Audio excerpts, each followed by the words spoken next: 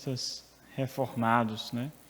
Nós temos visto aí os distintivos que distinguem a nossa teologia das demais posições e, consequentemente, das demais igrejas, né? Cada igreja tem uma perspectiva acerca de como Deus interage com o seu povo, porque é assim que ele vai pregar as Sagradas Escrituras. Então, é muito importante nós compreendermos,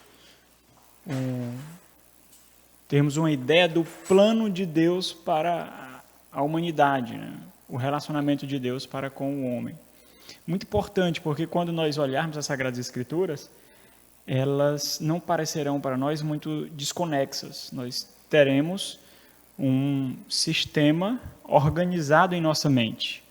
Nós saberemos como Deus se relaciona com o homem. Por isso que é importante nós termos uma definição, termos uma confessionalidade bíblica, porque nós temos as estruturas formadas para ler as Sagradas Escrituras e ver como Deus se relaciona com o homem. Nós acabamos entendendo, por exemplo, por que Deus fez as alianças, por que do arco no céu, né? O que significou a circuncisão, quais eram as sombras de todo as leis cerimoniais, por exemplo, instituídas no Monte Sinai, consequentemente ali no período de Moisés. Qual o significado da aliança davídica, o que isso mostrava, o que isso revelava, e aí nós vamos entender, por exemplo, as profecias de Isaías, acerca não somente do menino que viria, mas da grávida que conceberia, da mulher que conceberia, e do rei davídico prometido. Então, isso acaba que organizando em nossa mente o plano de Deus. Nós não lemos separadamente. A história passa a ter para a gente um começo, um meio e um fim. E isso é organizado. Não fica muito aleatório, por exemplo. Jesus Cristo envia o seu filho. Seu filho morreu, ressuscitou e ele voltará. Normalmente essa é a única leitura que a gente faz. A proposta, então, dessas aulas é organizar na nossa mente uma concepção maior, mais estruturada do plano de Deus. Como esse plano se desenrolou para a vinda dessa promessa, que é o Filho do Senhor. Deus para nos redimir por meio da sua maravilhosa graça, única e exclusivamente, através da fé que Ele mesmo nos dá nele. Então, isso é importante para a gente compreender melhor o plano de Deus. Eu comprei alguns livros, deve estar chegando, até no mês de julho aí chega. Chegar para Fortaleza, depois eu vou dar um jeito de trazer para cá. E aí seria muito bom se pelo menos cada família, né, cada casa tivesse um exemplar. São 2 livros, os distintivos pactuais, eu tenho usado muito, que ele resgata justamente essa teologia batista do século XVII. É uma dissertação de mestrado de um autor batista e um livro chamado Falha Fatal. Esse livro é uma leitura bem mais simples, mas esse livro, a perspectiva dele é mostrar como o pedobatismo é uma falha bíblica. Como a doutrina pedobatista é falha e não tem sustentação bíblica. É o que eu estou lendo atualmente. O livro é fantástico, sensacional, muito claro, muito bíblico, sensacional o livro. Então vai chegar esses 2, né? Os irmãos que tiverem desejo, e eu espero que todos tenham, de pegar cada um dos exemplares. É um material que nós não temos com facilidade, porque foi esquecido. Para você ter ideia, quando o pastor Marcos Graconato esteve em Limoeiro, ele disse o seguinte: a Igreja Batista não é reformada. Não existe Igreja Batista reformada. Ficou difícil, porque quem trouxe ele foi uma igreja batista reformada. Agora, como explicar isso? Porque o pastor Marcos Gregonato é dispensacionalista. E na concepção dele, batista é sinônimo de dispensacionalista. Isso é falta de um resgate histórico dos batistas. Justamente porque o dispensacionalismo do século XIX, século XX, abocanhou os batistas. E aí, por causa de várias outras coisas, do liberalismo, veio o arminianismo, o avanço do arminianismo, veio o dispensacionalismo, e aí acabou que os batistas perdendo a sua identidade teológica, confessional. E aí chega-se a esse tipo de conclusão, que parece ser muito simplista. Por quê? Porque geralmente as pessoas só têm uma visão do pactualismo, do aliancismo, que é o pedobatista. A ideia é que o aliancismo conduz ao batismo de crianças. A visão aliancista conduz ao batismo de crianças, justamente por isso, porque o único lado que se tem conhecimento é o aliancismo pedobatista, só esse. Por isso que é tão importante a nossa concepção batista pactual, porque existem coisas muito boas na forma como os dispensacionalistas progressivos interpretam as Sagradas Escrituras, e existem coisas muito boas na forma como os aliancistas pedobatistas interpretam as Sagradas Escrituras. O pactualismo batista, ele pega um pouco de um pouco do outro. Não porque ele pega, mas porque nele você vê os dois. Você vê a descontinuidade na interpretação, quando a Escritura exige essa descontinuidade, e você vê a continuidade quando exige a continuidade. Então, os irmãos têm algo a favor de vocês. Por exemplo, quando eu li esses livros, eu não tinha ideia nenhuma dos significados dos termos. Para mim foi mais difícil.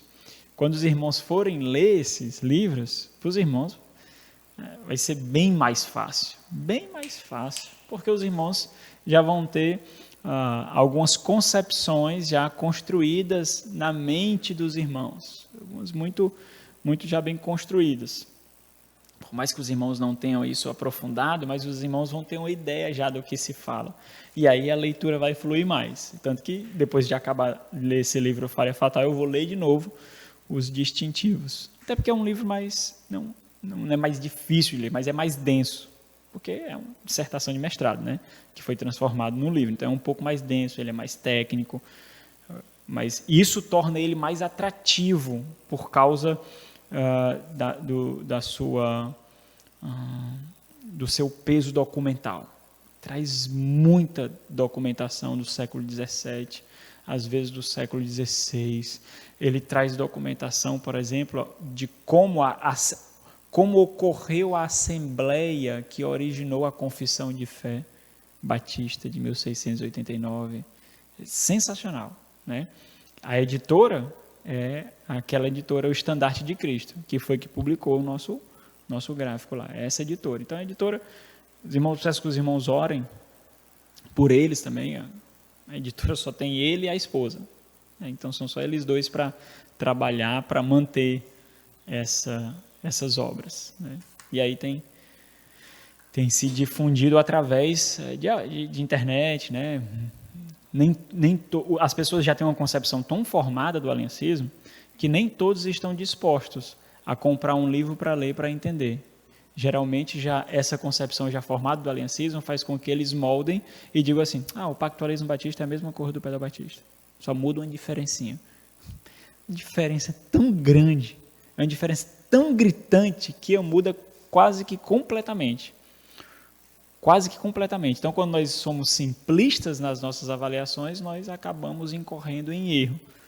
Então, às vezes, a internet parece uma forma mais adequada de se difundir, pelo menos a priori, essas concepções. E como o Jorge bem falou mesmo, nós somos privilegiados, nós somos tremendamente privilegiados por estudar uma temática como essa, extremamente bíblica, esquecida, que faz jus à nossa placa e que pouquíssimos têm acesso. Vocês terem ideia, tem um seminário do pastor Franco Ferreira, que é o Martin Butzer.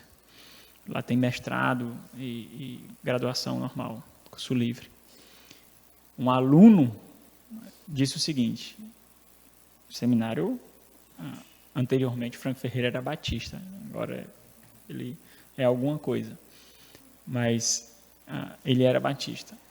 E aí, quando eles veem sobre os pactos, porque eles são aliancistas, mas quando eles veem sobre os pactos, em nada é citado o pactualismo batista. Esse aluno disse que não tinha nem compreensão do que significaria o pactualismo batista. Para ele era a mesma coisa e diferenciava apenas um detalhe.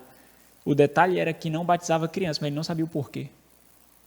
Quando ele sabia, porque ele ia para o Novo Testamento. Novo Testamento. A diferença do pactualismo batista para o aliancista não está exclusivamente no Novo Testamento, começa no Antigo. Especialmente no Antigo. Para vocês terem uma ideia, eu comprei um livro do pastor Wilson Porte, chamado Benjamin Kitt, que é um batista puritano, batista particular, calvinista, né? Chamado O Pregador da Graça, é um livro. Comprei lá em Fortaleza. Faz tempo que eu estava atrás desse livro, mas não encontrava. Aí, como o Wilson Porte ele foi para a conferência em Fortaleza, eu comprei lá com ele o livro. Eu li o livro. Ele é um batista. Ele não cita uma vez a confissão de fé batista. Sabe o que ele cita? A confissão pedobatista de Westminster. Meus irmãos, isso é triste. Sabe quais são os autores que ele cita para falar do Pacto da Graça? Calvino, pedobatista, e outros puritanos pedobatistas. Um batista. Isso é triste. É triste. O livro tem uma riqueza histórica muito boa, apesar desse lapso. Um lapso mesmo. Um lapso. Né? Então, nós temos um privilégio muito grande de ter a nossa confessionalidade sendo exposta e sendo desenvolvida com maior profundidade. Então, aqui, nessas aulas, os irmãos terão um norte. Os irmãos não verão aprofundado sobre cada ponto. A minha ideia é resumir.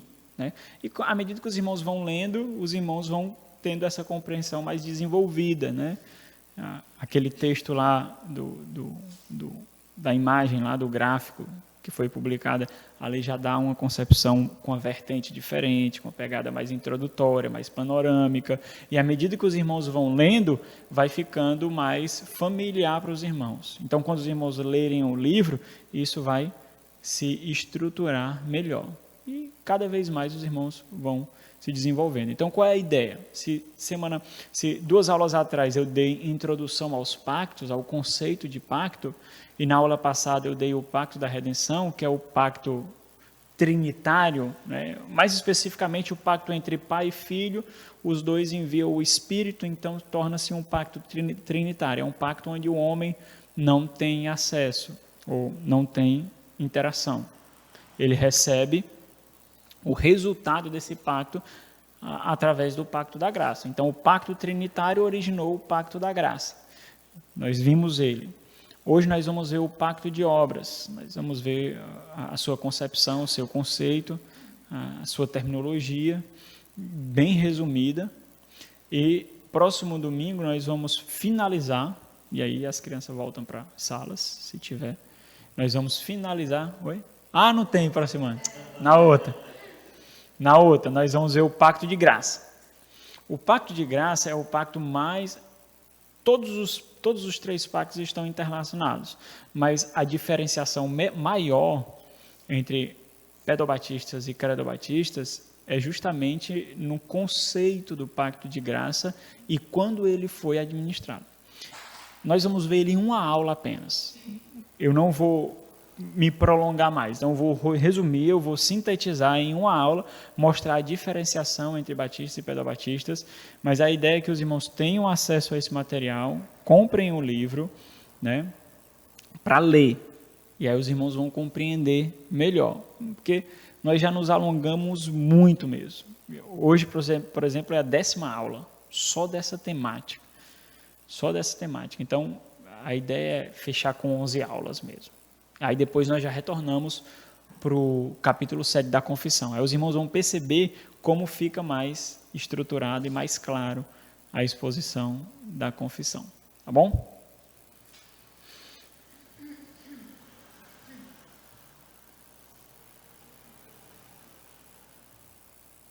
Então, o pacto de obras, ele não é... Ele é tratado por sua terminologia, você encontra o nome pacto de obras no capítulo 19 e no capítulo 20 da Confissão Batista de 1689. Ele fala explicitamente enquanto conceito de um pacto de obras é falado, é desenvolvido no capítulo 19 um pouco, enquanto o pacto de obras em si, se referindo ao pacto com Adão, é falado no capítulo 20 da Confissão. Existe essa diferenciação importante. No Antigo Testamento nós vemos um pacto de obras, mas nós não vemos o pacto de obras. O pacto de obras, artigo definido aqui, o pacto de obras, ele faz referência ao pacto de Deus com Adão. Ali é o pacto. Aquele pacto, ele foi quebrado. Mas durante toda a antiga aliança, nós vemos um pacto de obras sendo desenvolvido. Não é o mesmo, mas as condições, os termos são semelhantes. Por quê? Porque exigia obediência. Então, essa é a diferenciação. Então, esse pacto de obras, enquanto o Antigo Testamento, a necessidade de condição para ser aceito por Deus, nós vemos, salvo engano, no capítulo 19, na confissão. O pacto de obras, como se falando do pacto com Adão, nós vemos no capítulo 20 da confissão.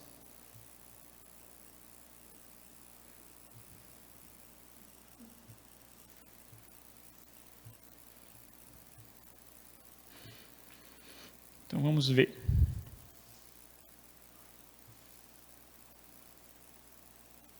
Espera aí. Que é meu brinquedinho aqui.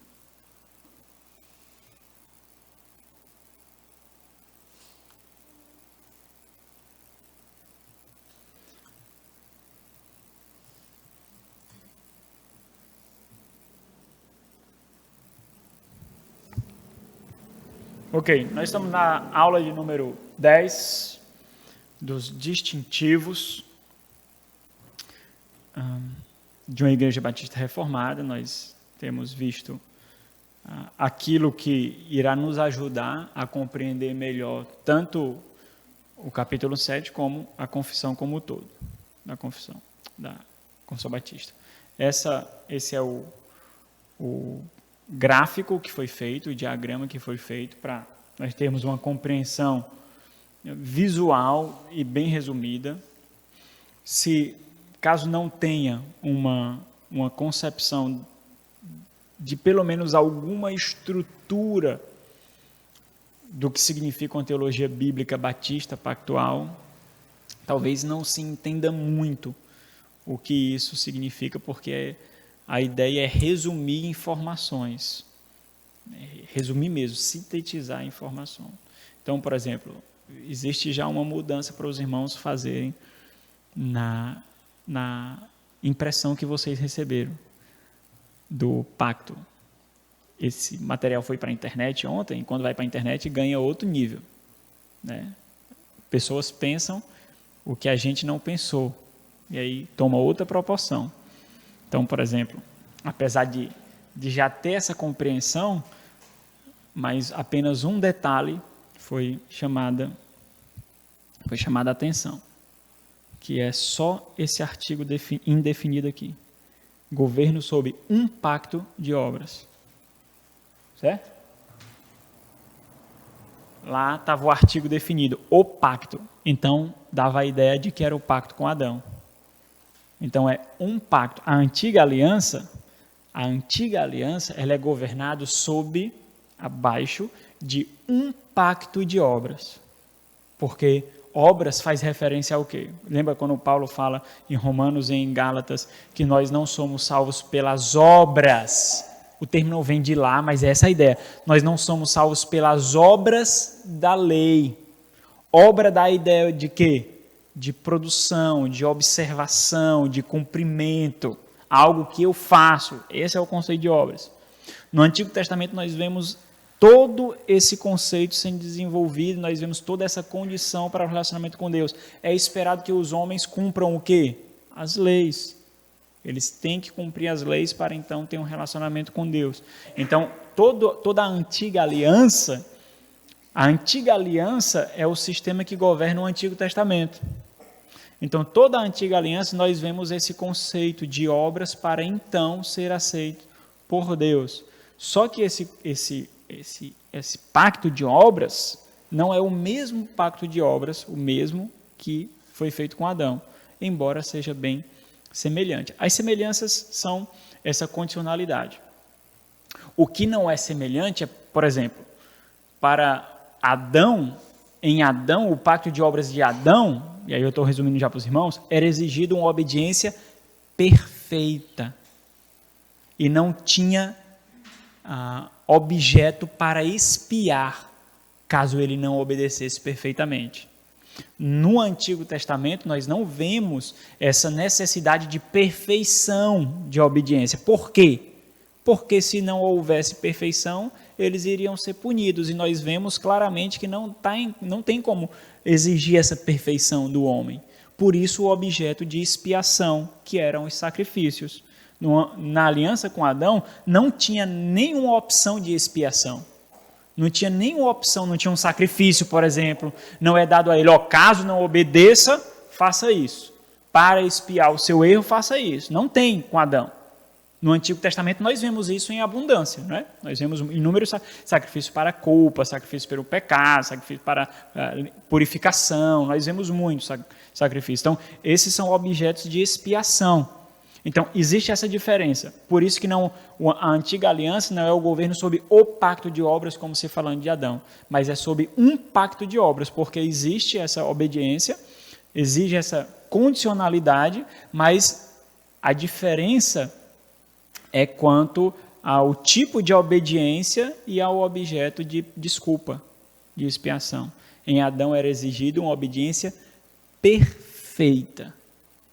E não tinha forma dele, por exemplo, se desculpar com Deus, se limpar diante de Deus, que era as expiações ali promovidas. Ok. Oi? E também por causa das condições estabelecidas por Deus. Por exemplo, Deus não ia exigir a perfeição se ele não tivesse a condição de manter, né? Esse ponto? Isso mesmo. Ele não tinha pecado algum. E já os demais, o pecado de prometer, Isso mesmo. Isso mesmo. Essa, por exemplo, esse é um ponto de deficiência arminiana, por exemplo. Essa lógica pode ser percebida de uma forma arminiana ou calvinista. A arminiana vai dizer o seguinte: se o homem não tem condições de fazer isso, por que Deus então exige isso dele? Logo, Deus não exige isso dele. Isso que eu digo é alguma coisa qualquer. Deus não exige, ok.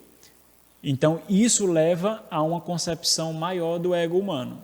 A visão calvinista olha o mesmo problema, só que com resultados diferentes. Por quê?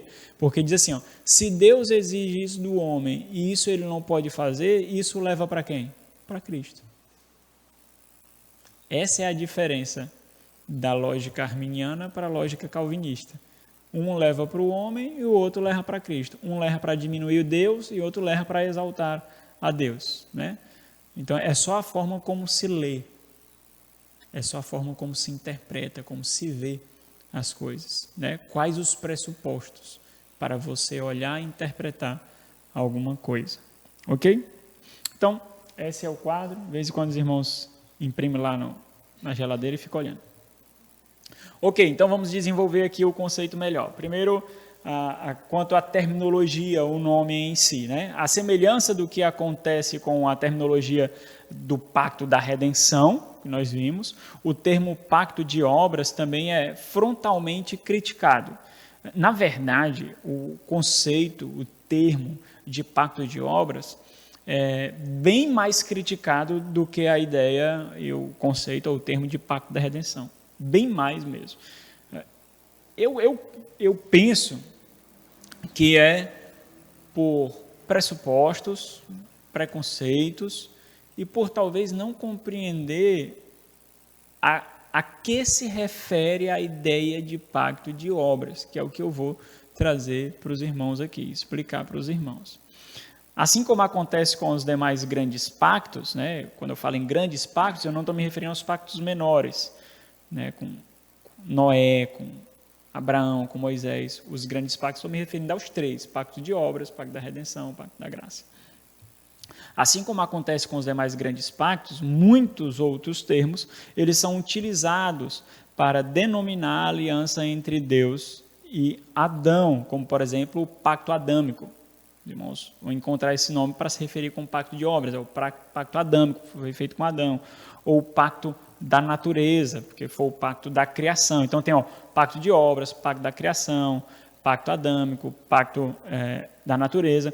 E também todos eles podem ser chamados, em alguns livros, não de pacto, mas de aliança. Aliança de obras, aliança da criação. Tem a Covenant of Works, que é o termo em inglês, e tem dois termos em latim, foedus naturae e foedum operum. Pode ter alguns outros nomes, que são retirados para denominar, mas com esses dá para ter uma compreensão maior. A ideia é o mesmo conceito, as terminologias são um pouco diferentes.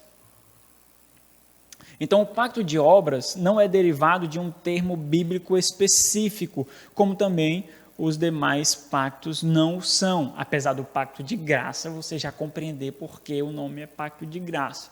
Mas eles não são retirados de um termo específico, embora claramente é derivado de conceitos, princípios e arcabouços das Sagradas Escrituras, como já foi observado quando nós tratamos do pacto de obras. Então, esse talvez seja o grande ponto de crítica. Essa talvez seja a pedra no sapato, especialmente dos dispensacionalistas. Porque a concepção dele de literalismo exige que uma doutrina saia de um termo específico das Sagradas Escrituras, esteja literalmente escrito ali, para então ser bíblico.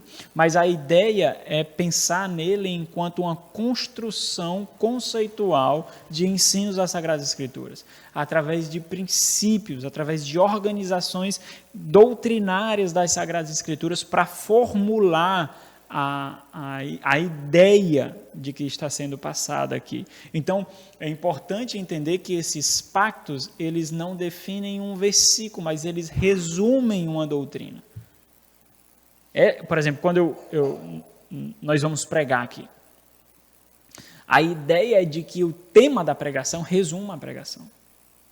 Quando você escute o tema da pregação, isso gere em você uma expectativa sobre aquele tema que foi anunciado.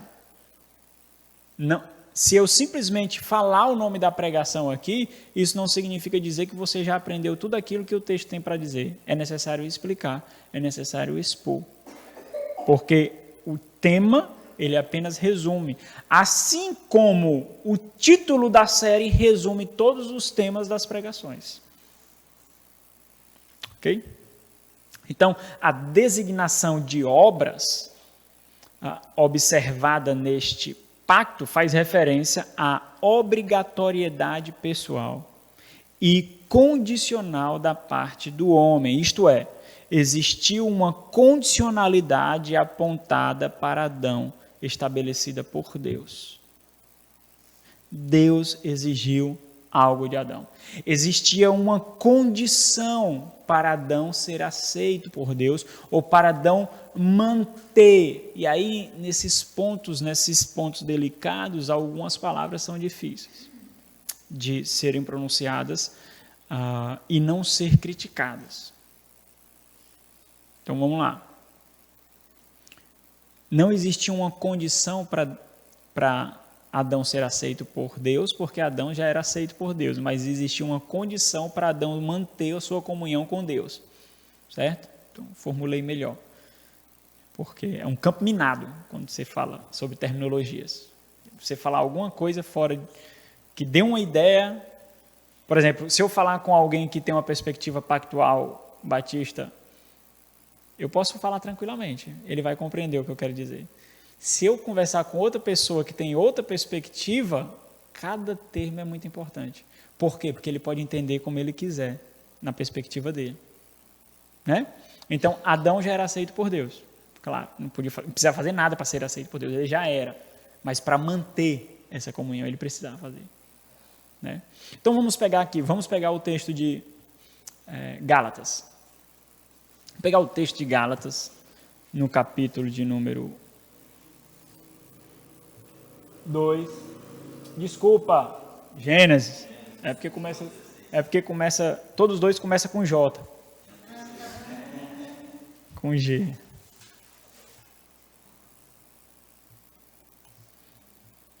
Vamos lá, a partir do 15. Os irmãos leiam devagar. E os irmãos vão dizer para mim o que é que vocês estão compreendendo aí. Tirem todas as informações daí. Eu vou ler aqui para os irmãos acompanhem. A partir do 15. Tomou, pois, o Senhor Deus ao homem e o colocou no jardim do Éden para o cultivar e o guardar.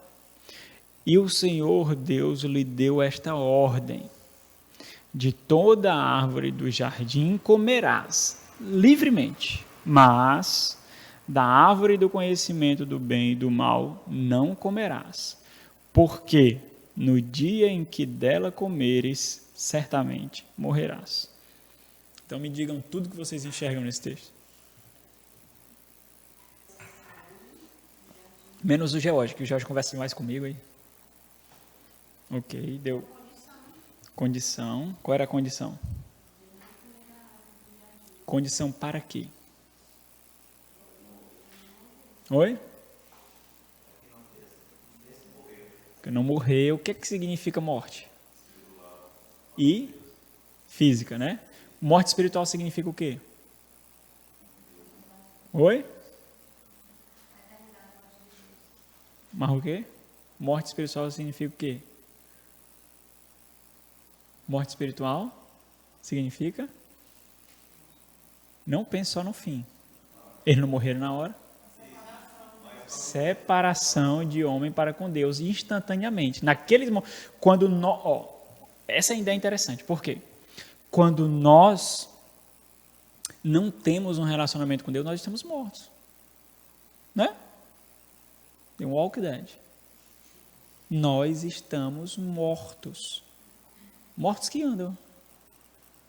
Então, não ter um relacionamento com Deus é a mesma coisa que já está morto. Então, vamos continuar no texto aí. Eu quero que vocês. Então, existe uma condição para o homem manter o relacionamento dele com Deus. A vida que ele tinha com Deus. Qual era essa condição? Não comer da árvore. Isso é uma condição, é um termo ali. Você não pode comer dessa árvore para... E é importante isso. Para continuar tendo vida, correto? Ele tinha vida, não tinha? Mas para ele continuar tendo vida, ele não podia comer da árvore. Mas essa é a sacada. O ponto é, ele já tinha vida eterna aqui? Esse é o ponto. Porque muitos criticam isso por causa de uma leitura, é uma leitura superficial. Se ele tinha vida eterna, por que existia a árvore da vida? E é outro ponto. Vida eterna pressupõe nenhuma condição para cair. Será que ele ia viver eternamente passivo de queda? A nossa eternidade vai ser assim? Nós vamos poder cair na eternidade, na nossa vida eterna? Não. Claro que não. Então, a ideia, quando você pensa assim, olha, existe uma condição aqui para Adão manter o relacionamento com Deus e, implicitamente, o que pressupõe? A morte pressupõe, qual é o contraste da morte? Vida. e para ele ter acesso a uma árvore que faz paralelo com a árvore do conhecimento do bem e do mal. Qual é? A árvore da vida. Então, se Adão não tinha ainda essa vida eterna, porque Deus o tirou do jardim justamente para ele não tomar do fruto da árvore da vida, Gênesis 3:22. Por quê? Porque senão ele ia ter uma vida eterna em queda. Uma vida eterna de queda, uma vida eterna de caído, ele não poderia ter. Ele ia ter uma vida eterna de pecado. Ele não poderia ter acesso. É tanto que Apocalipse capítulo 2, 22, acho que fala isso, 22, 2, 2, 22, fala dessa árvore da vida no jardim, a qual nós teremos um novo céu e nossa terra. Então, entendam o meu raciocínio aqui, que nós vamos desenvolver agora, mas eu quero que você olhe para o texto e veja essas realidades. Porque esse é o ponto. Muitos dizem assim, mas cadê que o texto está dizendo que ele teria vida? O texto não está dizendo que ele teria vida. Qual é o oposto de morte? Se existia a possibilidade de morte, isso dá a ideia de que ele poderia perder a vida que ele tem. E se existia a árvore, isso deixa muito claro que existia essa vida, essa vida que ele tinha, ainda seria consumada através de algo, que é a árvore da vida. Ele tinha vida, mas não tinha toda a plenitude de vida quanto ele poderia ter. Porque se ele tivesse, ele não teria a condição de morrer, a condição de perdê-la. Nós vamos desenrolar isso daqui, mas eu já estou dando uma ideia, porque é bom assim. É bom dar uma introdução para que quando vocês veem, vocês não vão ver do nada. Qual é a perspectiva de vida eterna que nós vemos especialmente no Novo Testamento? Não existe possibilidade de morte. Não existe possibilidade de pecado, porque nós seremos incorruptíveis. Na vida eterna não existe a possibilidade de cair. Então, se você conceber que Adão já tinha a vida eterna, então nós estamos pensando em dois tipos de vida eterna. Um tipo de vida eterna segundo o relacionamento de Adão com Deus, de Gênesis 1, 2, e um tipo de vida eterna desenvolvido em todo o Novo Testamento, especialmente. Ou então essa ideia encapsulada no Antigo Testamento também. Então nós estamos pensando em dois tipos de vida eterna, e aí é um raciocínio perigoso. É um raciocínio complicado. Então, vamos desenvolver essa ideia aqui. Portanto, o termo obras não se remete a qualquer palavra bíblica, direta e especificamente. Direta e específica. Mas ela sintetiza o conceito de condicionalidade que Deus esperava que Adão obedecesse para desfrutar da vida que ele prometeu. Olha o versículo 17. Os dispensacionalistas criticam, alguns aliancistas também criticam, mas especialmente os dispensacionalistas e o pessoal da Nova Aliança, eles criticam por quê? Porque não está explícito aí. Tinha que estar um versículo 18 aí, dizendo: se cumprirdes, terás vida. Eu não sei se são os meus pressupostos, mas isso é tão claro para mim aí no texto. Não é, só porque não está escrito. E quando, com o passar, você ligando as demais construções, como eu fiz para você, por que existe a árvore da vida? Por que Deus tirou ele do jardim para não comer a árvore da vida, então? É só fazer ligação, diz aí. Um paralelo interessante também, mas nesse caso esse fato fosse quebrado também. O Wayne Grudem, ele diz assim, ou seja, a participação das bênçãos da aliança. Quais são as bênçãos da aliança? Aí. Porque muitos dizem que aí não tem uma aliança, porque não tem explicitamente o nome aliança, mas aí a gente vai desconstruir já, em Oséias, o livro que a gente vai expor aqui. Oséias vai falar. Mas Quais são os termos da aliança? 2 partes, condições estabelecidas entre as 2 partes, sanções, punições e promessa. Essas são as características de um contrato, de um pacto, que é outro termo difícil. Tem gente que não gosta do nome contrato, por exemplo. Mas beleza, um pacto. Quais são as 2 partes aí? Quais são as 2 partes? O homem e Deus. Quais as condições estabelecidas nessa aliança? Obediência, não comer da árvore da vida. Qual a punição caso não cumpra? No conhecimento. Qual a punição caso o homem não cumpra? Morte. Qual a promessa caso ele cumpra?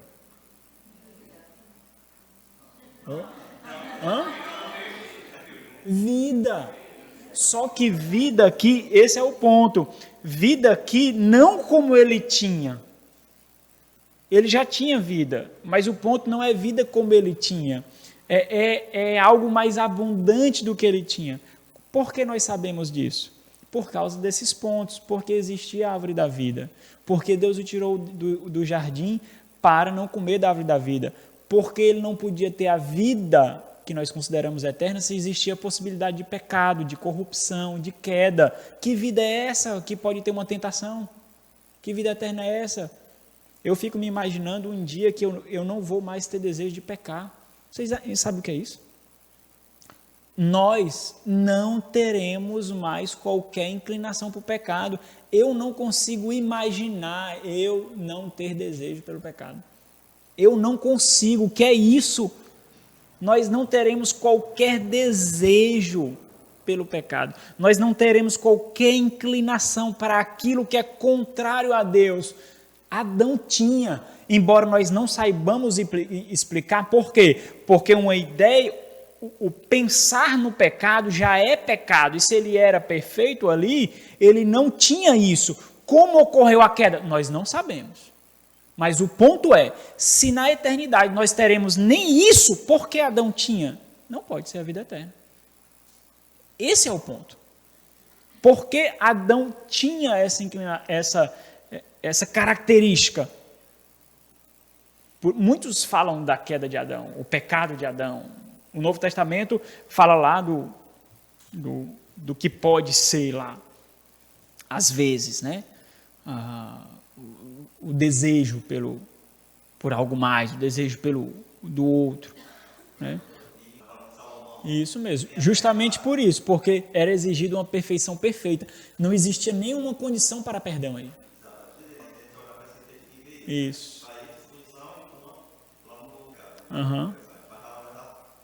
Essa é a diferença das 2 alianças aí. Então, o Wayne Grudem ele diz assim, ou seja, a participação nas bênçãos da aliança dependem claramente da obediência ou obras por parte de Adão e Eva. Vamos continuar aqui. Segundo a perspectiva pactual, o pacto de obras está em contraste com o pacto da graça. Irmãos, entendem isso? Por que o pacto de obras está em contraste com o pacto da graça? Ou seja, porque o pacto de obras é oposto ao pacto da graça. Pronto. A graça não é condicional. Não existe graça condicional. Não existe. Graça é graça. Obras, são 2 coisas antagônicas, opostas, são autoexcludentes. Esse é o ponto errado do pedobatista. Porque eles enxergam essa união, essas mãos dadas em toda a antiga aliança. Lei, obediência, obras e graça. Andando de mãos dadas. Por que então vem o Jesus, se já tinha tudo lá? Esse é o ponto. Esse é o erro deles. Ok. Vai não. Mas se quiser eu posso mandar pelo grupo. Deixa ser cri-cri, macho. Isso é cri-cri, né, mano? É cri-cri, né? Cuidado, fariseu. segundo a perspectiva do pacto de obras, o pacto de obras está em contraste com o pacto da graça. O pacto de obras faz referência ao pacto da criação que Deus estabeleceu com Adão. Adão, ou definido. Embora seja utilizada essa linguagem, nesse pacto, Adão não teve qualquer prerrogativa para opinar ou fazer modificações à aliança. Importante entender isso. Por quê? Porque numa aliança nós vemos duas partes. Só que aqui Deus impõe. Adão não tinha condições para dizer, não, tira esse ponto aí, coloca esse daqui. Por que é importante dizer isso? Porque essa aliança é uma aliança de Deus com o homem. Então, para tirar essa ideia. Mas por que nós não devemos ter esse pensamento? Pelo que eu escrevi aqui. Mesmo que essa seja uma análise pós-queda. Quando eu penso assim que é uma aliança feita de Deus com o homem. O que o homem impõe? Nada, porque não tinha nada para ele impor. Tudo que Deus desejava, ele desejava. Ele foi criado perfeitamente à imagem e semelhança de Deus. Ele não desejava algo que foi contrário a Deus, algo que era contrário à vontade de Deus. O que Deus colocava para ele, isso ele aceitava porque era a vontade dele, era o desejo dele. Lá, o homem passou a ser alma vivente. Versículo 7 é do capítulo 2. O homem passou a ser alma vivente. A ideia de alma traz essa ideia também de desejo. O homem passou a ser o seu desejo para Deus. Ele passou a ser isso. Né? Então, essa concepção é uma análise pós-queda. Nós caímos, então nós temos essa análise. Né? De que, mas se o homem quisesse impor ali, ele não ia impor nada. Ele não queria, porque ele não queria isso. O que acontece ali em Gênesis 3 é algo que tem as suas dificuldades para ser explicadas. Né? Acontece a queda ali. Ok. Ao ser criado, Gênesis 2:7, daqui a pouco nós vamos ler muitas passagens. Eu estou pressupondo que os irmãos conhecem todos esses textos aqui. Se não conhecem, vocês estão errando muito, estão pecando, vão para o inferno. Tem que conhecer esse texto aqui. Gênesis 1, 2 e 3 tem que conhecer. Muito bem. Então, homem foi criado, Gênesis 2:7, certo? A repetição, Gênesis 1 fala da criação, Gênesis 2 repete e acrescenta algumas características da criação. Gênesis 1 e 2 são paralelos. Gênesis 2 acrescenta e revela mais sobre Gênesis 1. É tanto que os irmãos vão ler Gênesis 1 e vão ler Gênesis 2 e dizem, já falou isso, mas ele acrescenta aspectos do que ele disse em Gênesis 1. Então, ao ser criado, Adão tinha uma demanda de vida estabelecida por Deus. Por que eu falo essa demanda? Para mostrar que ele não tinha essa plenitude ainda. Ele deveria manifestar a imagem de Deus através do seu relacionamento e domínio com as coisas criadas. A minha concepção, então, de imagem e semelhança de Deus é essa capacidade de se relacionar. Como nós exercemos a imagem de Deus? Dominando a criação, as coisas criadas, através da pessoalidade do relacionamento que nós temos. Por quê? Porque ninguém tem mais isso. Os animais não têm essa capacidade pessoal de se relacionar. Eles não têm a imagem e semelhança de Deus. Nós, então, o exercer domínio na criação não é a imagem e semelhança de Deus, mas é o resultado dela, porque essa capacidade de se relacionar, de influenciar e que gera, então, o domínio das coisas, certo? Então, ele tinha que exercer essa imagem e semelhança através do domínio, ele era corregente da criação, ele era o gerente da criação. Deus o colocou ali, dominar e cultivar e tudo. É tanto que ele exerce isso, primeiramente, dando nome a todos os animais.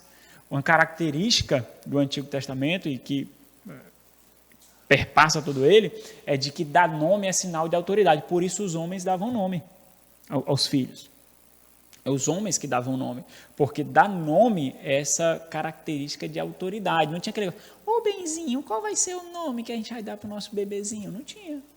O homem, o nome vai ser esse. Né? Eu quis dar isso, mas sabe como é a fulana? Ela disse que ia ser isso. Então não tinha esse negócio. Né? Ok. bem como toda a extensão daquilo que estava sob a sua responsabilidade como gerente da criação. Nós vemos isso em Gênesis 1, já caminhando para o final. Então, no segundo relato da criação do homem, onde nós observamos o seu progresso, fala em Gênesis 2, do 7 a 9, nós percebemos os termos sendo expandidos e mais definidos no que foi categorizado como uma aliança. Então, se nós vemos em Gênesis 1 a criação de todas as coisas, inclusive a criação do homem, em Gênesis 2, Moisés ali, que é, segundo nós entendemos, pela tradição que escreveu o Pentateuco, Moisés, ele expande mais aquilo que aconteceu no capítulo 1, aquilo que ele descreve no capítulo 1. Ele dá outros detalhes, ele não fala sobre a criação de cada coisa, por exemplo, como é falado no capítulo 1, mas ele dá detalhes nesse progresso da revelação, para colocar mais luz sobre aquilo que aconteceu. E fazendo isso, ele nos mostra esse pacto que foi realizado, essa aliança que foi realizada com o homem no versículo 5, do versículo 15 ao versículo 17. Alguma dúvida até aqui? Não? Então vamos continuar. Então, nesse texto supracitado, Gênesis 2, 15 e 17, Deus estabelece as condições para a vida de Adão e, por consequência, de toda a humanidade. Por quê? Porque ele é o cabeça federal, ele é o representante de um povo, é o representante de uma raça. Quais eram? Obediências às condições, esse limite pode tirar. Obediência às condições estabelecidas por ele, por Deus. Essas são as condições para que ele tenha. Primeiro, Gênesis 2,15. Olha no texto, vocês veem isso. Adão tinha uma função a desempenhar. Versículo, continua, né? Adão deveria observar as condições, ou seja, os limites para a vida, que era obediência, como também a maldição em caso de desobediência. Aí alguém diz assim, mas aí não tem uma aliança, não tem uma aliança. Aí nós vamos lá para Oséias 6, 7. Vamos lá. E aqui ele faz um paralelo, porque ele começa falando do povo de Deus ali, povo de Israel, para quem ele prega. Alguém lê devagar e alto. Eles quem? Israel. Transgrediram o quê? Aliança. O que é que ele está dizendo aqui? Ele está dizendo que Adão fez o quê? Transgrediu uma aliança. Será? Não, mas só eu estou vendo mesmo, vocês estão vendo isso? Será que não são os meus pressupostos? Dá para entender que ele está fazendo uma comparação. Então, se o povo de Israel transgrediu a aliança, eles como? Assim como o quê? Adão fez o quê? Transgrediu uma aliança. Não está aí? Tá bom, irmão, só até aqui. Tem alguma outra aliança que Adão pudesse ter transgredido? Pronto, está aqui, né? Muito claro. Muito claro. Ok. Então, assim, tem um livro, só é e-book, pela editora Estandarte de Cristo, chamado Pacto de Obras, do Richard Barcelos. Tem mais de 100 páginas, só fala sobre isso. Construção hermenêutica, dá todo o aparato para compreensão e aprofundamento do Pacto de Obras. Ele diz o seguinte, a substância do Pacto de Obras, a lei escrita no coração de Adão, que é outro ponto que o pessoal às vezes podem pegar. Que lei é essa que ele iria quebrar? Isso a priori não devia ter nenhum problema, porque a lei está onde? Onde é que está a lei? No homem. Quando Deus criou o homem, Deus o criou com a sua lei em seu coração. Então, a substância do pacto de obras, a lei escrita no coração de Adão, pelo fato de o homem ter sido criado à imagem de Deus, está presente em sua criação. Entretanto, a forma do pacto de obras lhe foi revelada por Deus, o que ele deveria fazer. A estrutura, como escrito em, pelo menos, Gênesis 2, 16 a 17, porque nós vemos isso ao longo de outras passagens. Por exemplo, quando nós vamos lá para Romanos 5, do 12 ao 21, nós vemos um paralelo. Se aquele paralelo não for verdadeiro sobre aquilo que era exigido de Adão, como o que é exigido de Jesus, ou os feitos de Jesus são verdadeiros? O que fala de Adão tem que ser verdadeiro também. Então, nós vemos esse paralelo de necessidade de obediência, por causa da desobediência, a transgressão, por causa da transgressão, a morte. Em Jesus tem, por causa da obediência, a vida, a justificação, nós vemos. Então, o que ele transgrediu? O que ele quebrou? Certo? Lá em Oséias, né? Pois é. Não tinha, né? Não faz sentido, né? Ok, vamos continuar aqui que a gente vai desenvolver mais. Então, é de suma importância observar a essência desse pacto para compreender a terminologia usada. Então, entenda, não é porque existe um termo específico que aquela doutrina é mais bíblica. E não é porque não existe um termo específico que é menos bíblica. Por exemplo, se eu achar o nome obras nas Escrituras, e eu vou achar, ele se torna mais bíblico. Se eu achar o nome pacto nas Escrituras, e eu vou achar, ele se torna mais bíblico. Esse não é o ponto. O ponto é se existe mais sustentação bíblica. O pacto de obras enfatiza a condicionalidade, e aí é importante vocês entenderem esse conceito.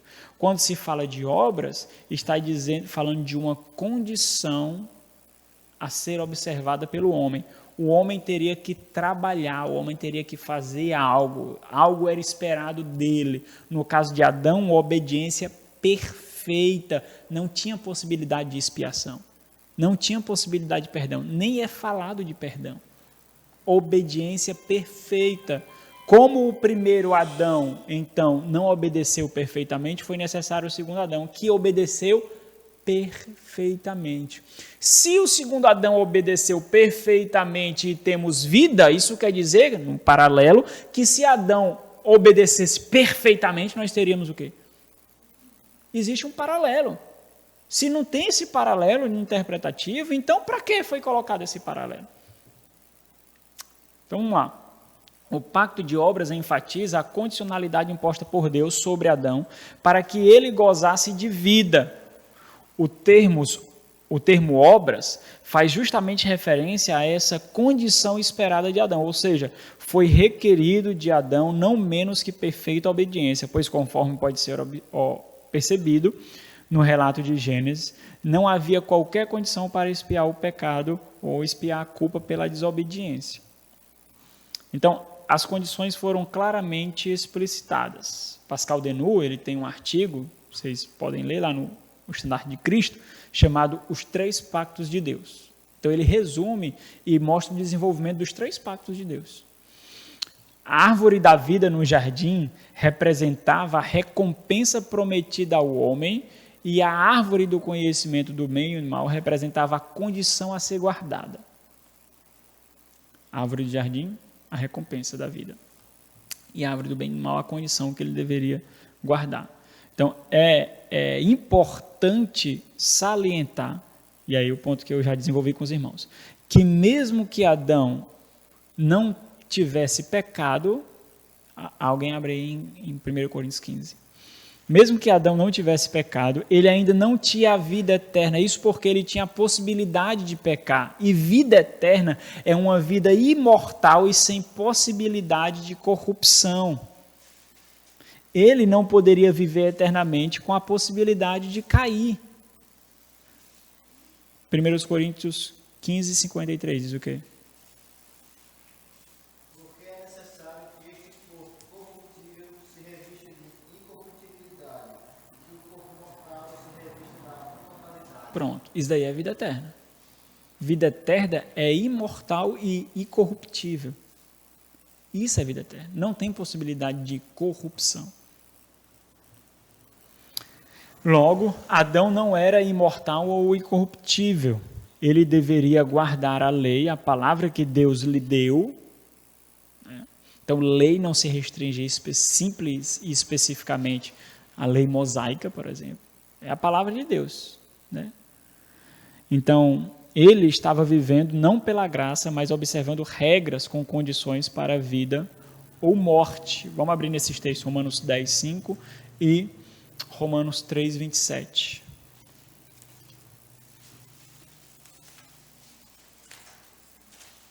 Romanos 10, 5. Viverá pela observância da lei. 3, 27. Pronto. Então, quais leis deveriam ser observadas? De obras? A lei que exigem do homem? Né? Ok, vamos aqui. Eu acho que dá para os irmãos entenderem. Isso daqui, meus irmãos, eu trouxe essa ideia de lei, que nós vemos lá em Romanos capítulo 2. Existe um jogo de palavras aqui, porque existe 3 significados, 3 sentidos para as leis que são colocadas por Paulo aqui. Uma hora ele está falando de um, outra hora ele está falando de outro. Mas o ponto que Paulo quer chegar é o seguinte: independente de se é a lei da Torá ou é a lei do sistema do Antigo Testamento como um todo, o ponto é, existe uma lei que está onde? Está aqui. Então, deixa eu mostrar para os irmãos aqui. Romanos 2. Os irmãos quiserem acompanhar na Bíblia de vocês ou aqui, tanto faz. Isso aqui é só para mostrar a beleza do fluxograma. Romanos 2, e mostrar... Fluxograma, ele mostra as subordinações. Ele mostra o fluir de um pensamento. Ele mostra como o autor pensou quando ele mostrou uma sentença. Então, aqui, ó. Ok. Então, se quiser olhar para ali, tanto faz. Assim, pois, todos os que pecaram sem lei, e aqui ele não tem uma lei específica, ele está falando, anomos, lei é nomos, anomos é sem lei. Então, ele está falando de qualquer lei. Então, e aqui ele está fazendo uma diferenciação entre os judeus e os gentios, né? Então, pois todos os que pecaram sem lei, também sem lei perecerão. E todos os que com lei pecaram, qual lei? Aqui não dá para ver, mas é a lei mosaica que ele está fazendo referência. Ele está falando especificamente para quem? Para os judeus. E todos que com lei pecaram, que os judeus tinham a lei mosaica, mediante a lei serão julgados, ou seja, segundo aqueles trâmites da lei serão julgados, porque aquela lei é a expressão externa, é uma expressão evidente de uma lei que foi colocada onde? Que nós só vamos ver isso mais tarde. Então, mediante a lei serão julgados. Por quê? Aí ele vai dizer, os simples ouvirdes da lei, que lei é essa agora? Ele está falando de forma mais restrita, que era a lei que era ensinada, que era a Torá. Os simples ouvirdes da lei não são justos diante de Deus, mas os que praticam a lei, e aqui ele já fala o sistema mosaico como um todo, hão de ser justificados, segundo a lei. Como nós vamos ser justificados pela obediência da lei se nós não obedecemos à lei?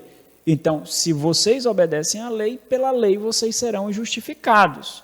Porque, quando, pois, aí ele já muda o seu alvo.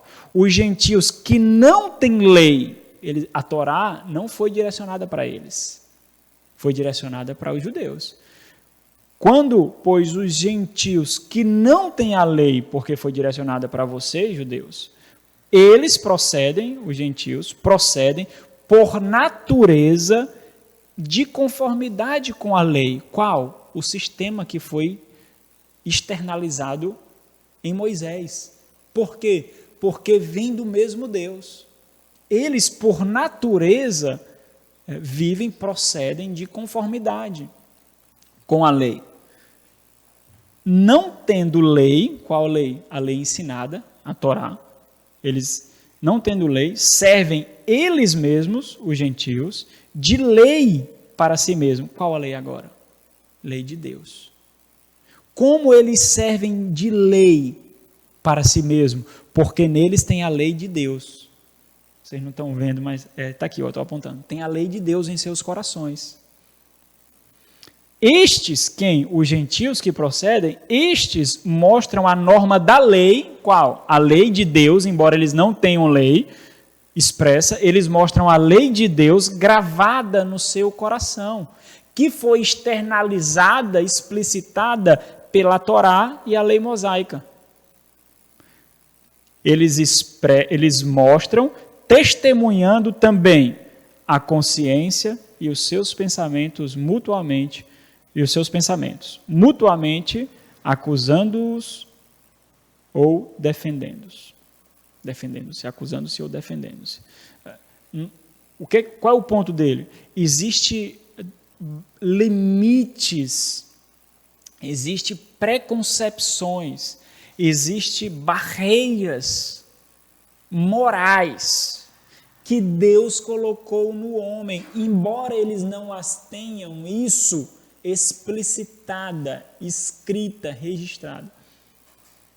E isso serve de lei contra eles. É por isso que eles sabem que adulterar é errado. É por isso que eles sabem que estuprar é errado. É por isso que eles sabem que roubar é errado. Por quê? Eles têm isso escrito? Os judeus tiveram. Os gentios tiveram isso escrito? Não. Mas eles tiveram escrito aqui, ó, no coração. Entenderam? Era essa lei que Adão tinha. Isso tudo aqui foi para mostrar isso. Era essa lei que Adão tinha. E por essa lei ele responderia. É o que ele está dizendo aqui, não é? Essa lei serve para si mesmo. E por essa lei eles vão responder.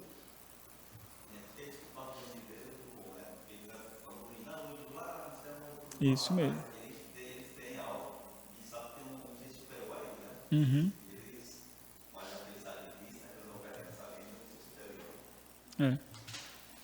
Isso mesmo. Ok? Deu para entender aí? Alguma dúvida? Não? Então, continuando. Como podemos afirmar todas essas coisas sobre Adão e sobre o pacto de obras? Comparando ao segundo Adão, de quem ele mesmo era a figura. Romanos, nós vemos isso, né? No texto que eu disse. 1 Coríntios, abre aí 1 Coríntios 15, 45. O último Adão, Jesus Cristo, tinha uma missão que deveria realizar de uma vez por todas. Hebreus 9 diz isso. Seu período de provação terminou no final de sua missão. Adão tinha, portanto, uma missão a cumprir e, ao final dela, ele teria a vida como recompensa. Nós vemos nesses paralelos. No entanto, o homem não manteve por muito tempo a sua honra. Diz o quê? 1 Coríntios 15, 45. Okay. Então, os termos do pacto não foram observados por Adão e Eva. Gênesis 3, nós vemos aí o capítulo que fala da queda. Após a queda, Deus os retirou do jardim. Abre Gênesis 3, 22. Deus os retirou do jardim do Éden para que não tomasse o fruto da árvore da vida, que eu fiz menção algumas vezes aqui. Podem ler aí. Gênesis 3, 22. Então disse o Senhor Deus, coma e viva eternamente. Se para viver eternamente ele tinha que comer da árvore da vida, então ele não tinha a vida eterna ali. Não é? Nesse ponto é extremamente importante a compreensão do conceito já desenvolvido de cabeça federal. Papel esse desempenhado por Adão. Posição essa que ele já estava exercendo antes da queda. Com quem? Com sua esposa. Ele era a cabeça da sua esposa. Tanto que quando Eva pega do fruto e dá para ele, quem é responsabilizado? O homem. Ele é o cabeça dela, o cabeça federal dela. Por causa dessa relação legal, tanto Adão como toda a sua posteridade teriam a perpetuação da vida eterna com Deus. sob a condição de perfeita obediência à lei estabelecida por Deus nos versículos que nós lemos e no paralelo que eu fiz. Contudo, diante da desobediência, não somente Adão e Eva, mas toda a posteridade de Adão está sob a maldição da queda do que foi estabelecido por Deus. Aí nós vemos isso aí em Romanos 5, que faz o paralelo de Adão e o segundo Adão, o Senhor Jesus Cristo. É justamente em todo esse cenário pesado, com a maldade e o pecado preenchendo tudo e todos, que Deus, durante as sentenças de maldição por decorrência da queda, que o santo e bondoso Senhor de tudo provê uma luz, um único meio de expiação é prometido. Não tinha meio de expiação, não tinha meio de perdão, não tinha meio de graça ali. O único meio de expiação é prometido, e esse é o ponto. Aqui há uma promessa e não a administração dela. Essa é a diferença de batistas e presbiterianos. Okay? Gênesis 3,15, abre aí. E alguns, por exemplo, acusam, quando olham para o pactualismo batista, diz assim: como é que Deus faz um pacto com a humanidade falando com a serpente, que é o diabo? Porque no versículo 15 ele faz isso. Lê o versículo 15. Porém, inimizade entre ti e De quem? Serpente. entre a tua descendência e o seu descendente. Este te ferirá a cabeça e tu Este te quem? ferirás o calcanhar. O descendente. Então, por exemplo, o pedobatista, ele diz assim, ó, aqui já há a administração do pacto da graça. Os efeitos, embora ainda ele não veio, mas os efeitos, todos os benefícios do descendente já estão aqui. Temporalmente, já estão aqui. Aqui ele é administrado, aqui ele é estabelecido. Aí existem vários problemas, por quê? Porque isso daí, essa promessa está sendo feita, está sendo dita, está sendo dita para quem? Para a serpente. Como ele vai fazer um pacto com a humanidade falando com a serpente? Aqui o Senhor está dizendo, revelando uma promessa que um dia viria para destruir ele e aquilo que ele fez, Satanás. E que essa promessa viria então da descendência da mulher, da descendência do homem, da descendência da humanidade. Vocês entendem? Então, a diferença é que aqui é prometido, nós entendemos. Há uma revelação. Por isso que se aqui somente é revelado e nós temos a aliança com Jesus Cristo, nós temos o pacto da graça apenas aqui enquanto promessa, o que vem depois disso daqui é só para revelar mais características dessa promessa que viria. Ele não entra nessa promessa, ele não entra nas condições dessa aliança. Os presbiterianos, os pedobatistas, entendem que aqui já é uma administração e tudo que vem depois entra. Aí a circuncisão entra também. E aí a circuncisão era para criança. Então, se no pacto da graça no Novo Testamento é apenas um desenrolar maior do mesmo pacto da graça do Antigo Testamento, se no Antigo Testamento havia circuncisão para criança e era sinal de entrada no pacto, por que o Novo Testamento não será administrado o batismo para crianças e também é sinal de entrada no pacto? Vocês entenderam a leitura? Então a defesa não é do novo em si, mas a concepção do antigo. Qual é a diferença dos batistas? A gente entende que a antiga aliança, que é a aliança que governava o Antigo Testamento, é um pacto de obras, onde o pacto da graça é revelado. Como? Através das inúmeras alianças. Aliança com Noé, aliança com Abraão, onde é prometido com mais desenvolvimento essa graça, onde só Deus passa pelas partes, com o pacto mosaico, onde ali a instituição nacional de leis feitas para Israel, por exemplo, para a vida em Canaã, eram sombras daquilo que viria em Jesus Cristo. mostravam a necessidade que nós tínhamos de ser limpos, de ser purificados, a necessidade que nós tínhamos de perdão de pecado. Isso vem aonde? Em Jesus. Por isso que o trono davídico ali seria perpetuado na aliança com Davi através do seu descendente, da linhagem de Davi, que veio quem? Quem é o leão da tribo de Judá? Jesus Cristo. Quem é o descendente de Davi que viria? Jesus Cristo. Então, tudo isso no Antigo Testamento nós vemos o quê? Revelações daquilo que viria, apontando cada vez mais para aquilo que viria. Para os pedobatistas, os presbiterianos, eles não. Aqui já há administração.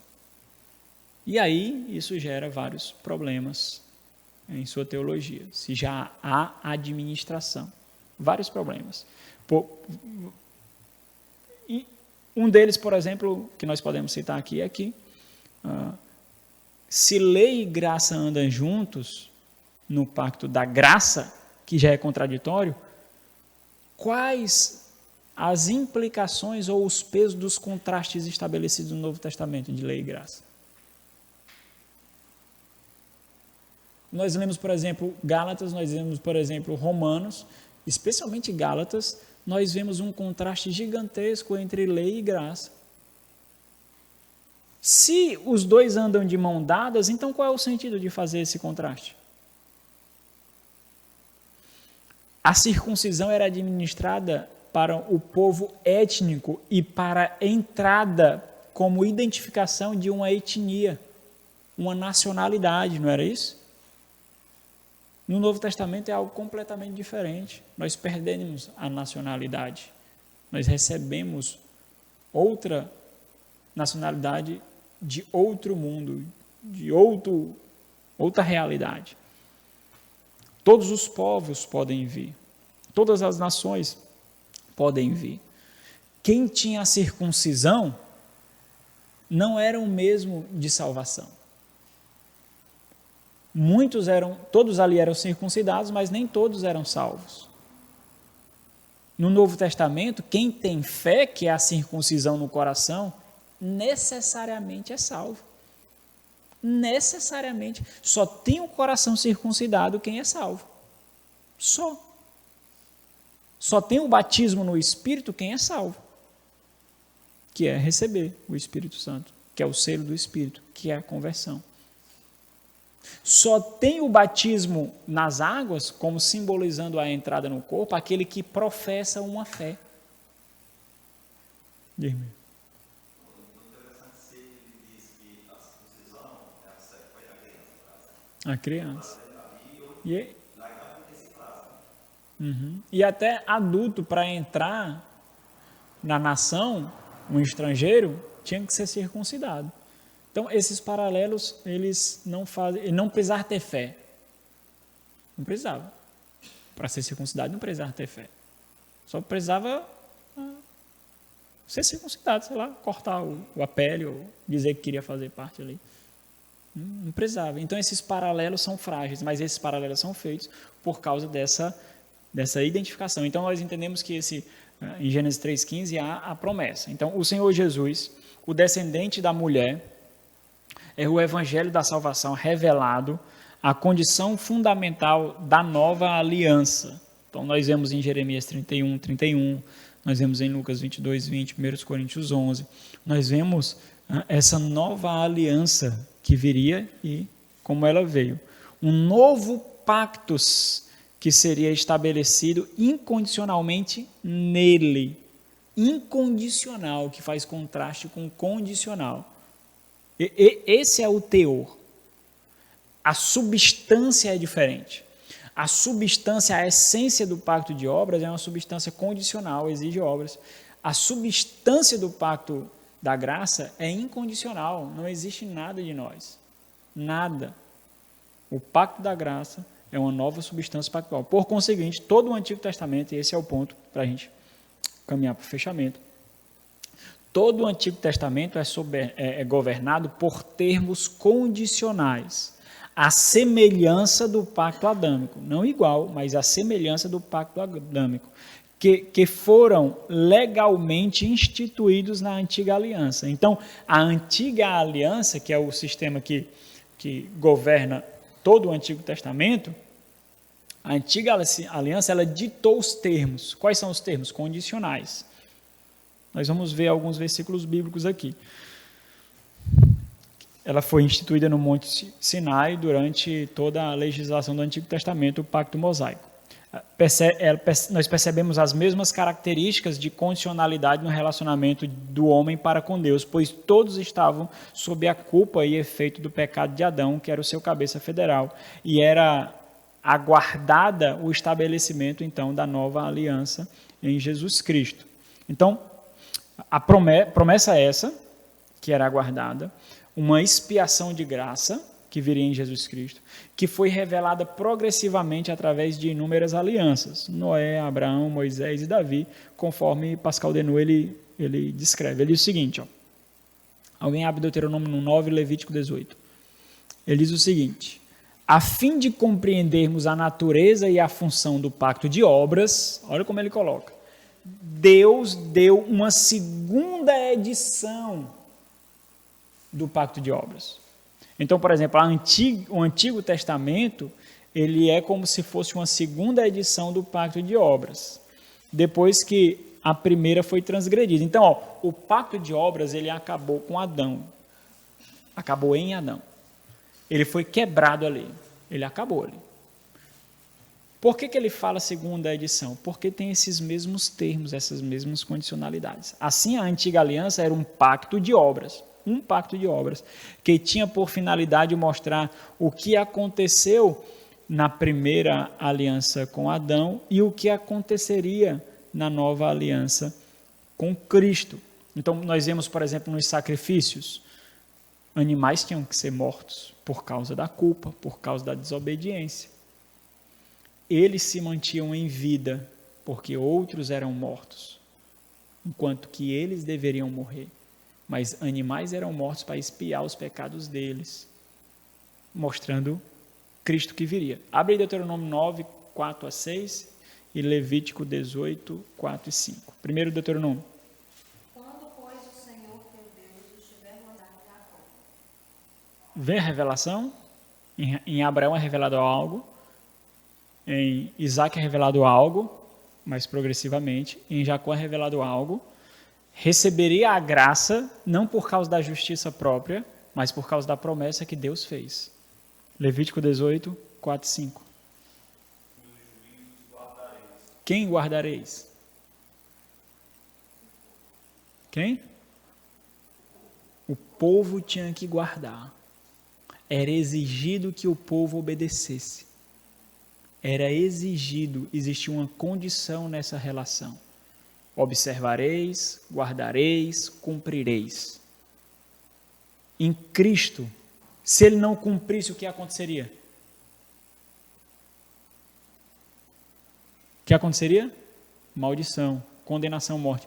Quantos milhares Deus não matou por desobediência no Antigo Testamento, na Antiga Aliança? Do próprio povo. Por quê? Porque não cumpriram. Em Cristo, se eu desobedecer, eu morro? É exigida obediência para a salvação? Não. Fé. Somente fé. Não tem nenhuma condição para a salvação. Não tem a condição de obediência alguma. Isso não quer dizer que eu não vou ser obediente, porque se eu não for, eu não sou, né? É isso que pode ser percebido naturalmente em todo o Antigo Testamento, que a antiga aliança é de natureza condicional. Então, eu separei alguns textos. Vamos abrir aí cada um. Gênesis 18, 19, Êxodo 19, 5, Deuteronômio 7, 12, Deuteronômio 27. Gênesis 18, Êxodo 19, Deuteronômio 7 e Deuteronômio 27. Vamos ler na ordem. Gênesis 18, 19. Alguém lê? Vamos prestar atenção nas condições. Ó.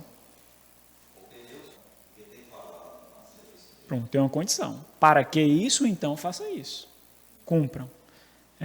Êxodo 19, 5. Agora, pois, se diligentemente ouvirdes a minha voz Se e guardardes se ouvides a minha voz e guardardes a minha aliança. Então, sereis a minha propriedade peculiar entre todos os povos, Pronto, condição, promessa. porque toda a terra é minha. Vocês serão meu povo se fizerem o quê? Guardardes a minha aliança significa guardar os termos da minha aliança. Que a antiga aliança, os termos da antiga aliança são os termos do Monte Sinai. Os mandamentos ali. Então, para ser o meu povo, vocês têm que fazer isso. Hoje nós vemos isso? Não. Fé. Cristo Jesus. Fé. Somente isso. Deuteronômio 7:12.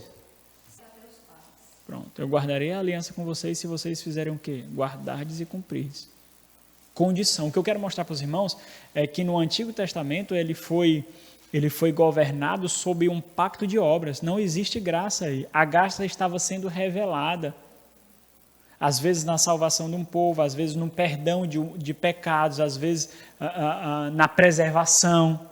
A graça estava sendo revelada em Cristo. Então, os pedobatistas, ele diz o quê? A antiga aliança e a nova aliança têm a mesma substância, mas com duas administrações diferentes. Uma foi administrada no antigo, outra foi administrada no novo. Como, meus irmãos? Não dá para conceber isso. São duas substâncias diferentes. Uma exige obediência, outra exige fé. Só isso. Uma obediência e outra fé. No Antigo Testamento não diz, olha, você pode ter fé, mas não precisa cumprir os meus mandamentos não para ser salvo. Diz isso. Não tem um lugar no Antigo Testamento que diz isso. Não tem um lugar. Sereis o meu povo se guardardes os meus mandamentos. No Novo Testamento é só fé. Criança tem fé? Pergunta a Yasmin se ela tem fé aí. Não tem. Não tem. Isso é claro como a ímna. Bem clarinho ainda. Deuteronômio 27, 26. Maldito. O que é confirmar? Continue aí. Ok? Alguma dúvida sobre isso? Quais eram os termos que governavam a antiga aliança? Condicionais, que são antagônicos, opostos à fé, à graça. O mesmo teor das condições colocadas por Deus perante o primeiro Adão são repetidos ao longo do Antigo Testamento sob uma aliança que requer a obediência da parte do homem. Então vamos ver o mesmo teor. Gênesis 2, 27, Deuteronômio 30, 15. Gênesis 2, 17, Deuteronômio 30, 15.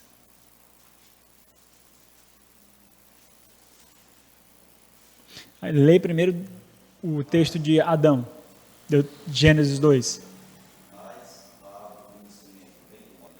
Ok, agora vamos Deuteronômio 30, 15, diz o quê? Vida, morte. Isso aqui ele fala depois vem seguindo aquele capítulo das maldições de Deuteronômio 28. Todas as maldições que o povo teria e teve, se não obedecesse, desde Deuteronômio 28. Pois sei lá, só maldição. E teve.